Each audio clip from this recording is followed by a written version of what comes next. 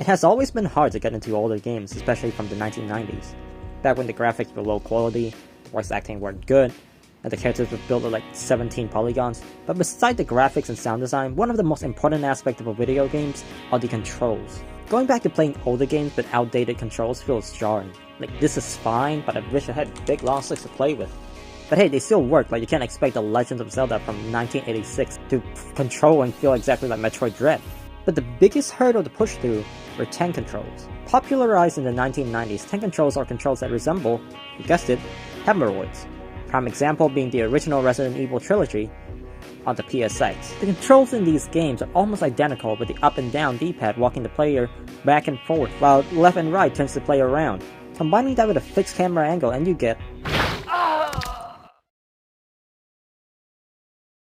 Due to the limitation of PlayStation, the developer had to choose pre-rendered background, which in turn greatly limited players' mobility. Due to controls being in the perspective of the player's character, more often than not you find yourself doing the exact opposite of what you wanted to do when facing the camera. Pressing the left D-pad will shock you. Doing things like walking to the other side of the room can easily result in your back getting blown out by a horde of zombies, which was very frustrating for me. A lot of what made Resident Evil scary was the fact that moving through the environment is painstakingly slow and sluggish, making exploration a challenge. It's why 10 control are often associated with horror games.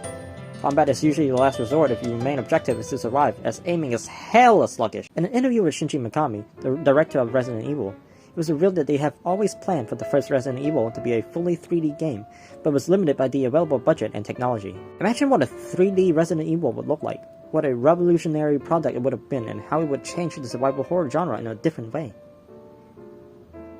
Silent Hill. Inspired by Capcom, Silent Hill was the first answer to Konami's Resident Evil. This time taking a different approach to horror with more psychological elements rather than emptying your bullets into a horde of zombies.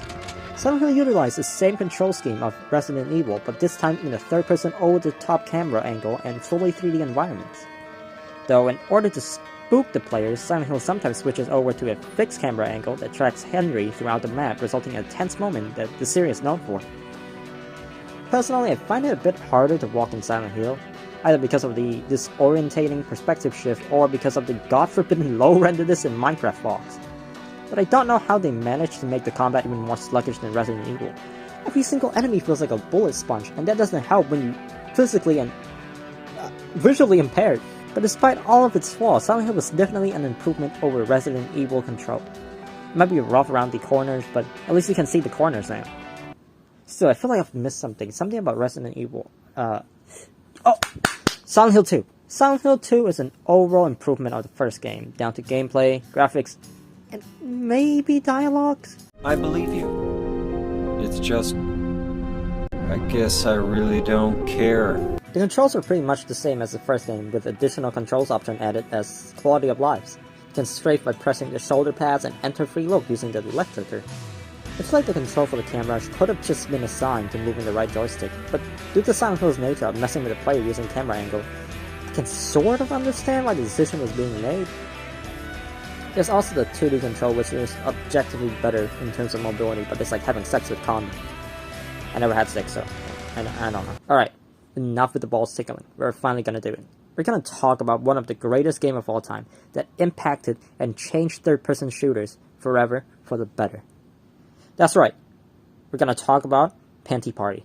Dashing on the street, warriors of love along with panties to save humanity from the evil intention to save themselves from being transformed into panties. Fight in a funny comedy full of panties, love and compassion with fierce battle between panties.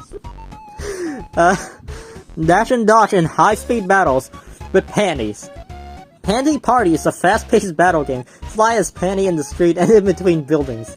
Search for the enemy panties and kick their bad. What does that mean? No, genuinely, what does that mean? It's the first ever Panty Type Game. Like how Hideo Kojima created the first ever Strand Type Game. Now, where were we?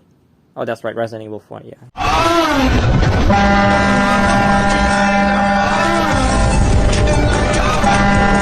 Resident Evil 4 is iconic for being the game that changed all third-person shooter games. That's right, everything brown.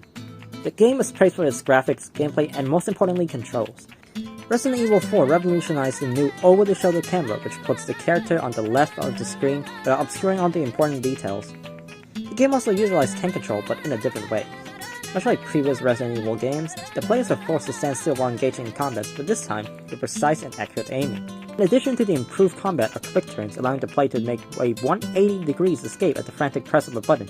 And finally, the ability to change camera perspective using the right joystick. I mean, technically, the right joystick acted more as a quick peek rather than changing perspective, as the camera quickly switches back to its original stage once you let go of the joystick. I never really understood why it was made the way it was made, but it's not a big deal or a deal breaker in any ways.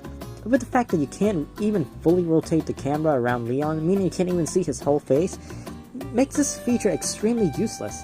Not once have I played the game and thought, hey, I should peek around the corner using the right joystick. If I needed to see something, I could just make Leon snap into place. The same control continued until Resident Evil 6, where you can finally turn the camera all the way around to see Leon's beautiful face. Just... Alright, it seems like that's all there is to talk about tank controls. They were really popular in survival horror games. It doesn't seem like there's anything else beside.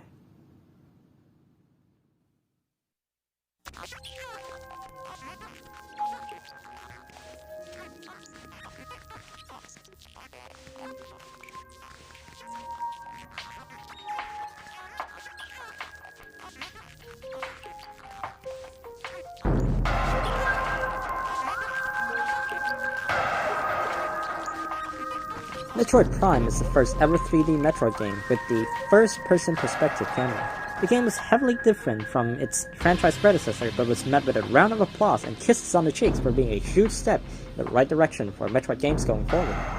The game received over 97 scores on Metacritic and is considered one of the greatest video games of all time. So imagine my surprise when I actually played the goddamn game. The previously mentioned games, there were plausible reasons as to why they used tank controls, but this one perplexed me. There are literally no reason as to why Samus cannot turn her head up and down without using the R button. And it's not like it's dual stick control were a new thing, like Half-Life 1 did it a year earlier. It's as if Nintendo's trying to say, yeah, listen, we got this. These sounds are suffering, you can walk and shoot at the same time by holding onto L, but like, really? Why couldn't we just use the C stick to aim for crying out loud? Why do we have to sacrifice strafing to be able to see? Things like boss fight and basic parkour left a bad, sticky taste in my mouth because 80% of the time, I can't see what's going on at all, and it's just bad. Like, look at my controller. This is the controller of a Metroid Prime player. The new remake on the Nintendo Switch, we are finally given a dual-stick control, which should have been there in the first place. I feel I would enjoy the game so much more if Samus' neck wasn't stuck in a cast. It's interesting to look at the history of gaming and see how things evolved to be the way it is.